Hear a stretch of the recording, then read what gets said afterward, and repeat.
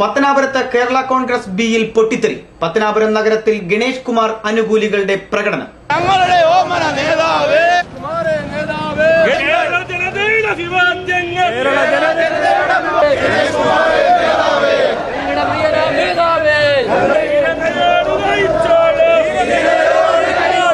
പാർട്ടിയുടെ vice chairman സ്ഥാനത്തു നിന്നും പുറത്താക്കിയതിൽ പ്രതിഷേധിച്ചാണ് ഗണേഷ് കുമാർ വിഭാഗം പത്തനാപുരം നഗരത്തിൽ വൈകുന്നേരത്തോടെ പ്രകടനം നടത്തിയത്.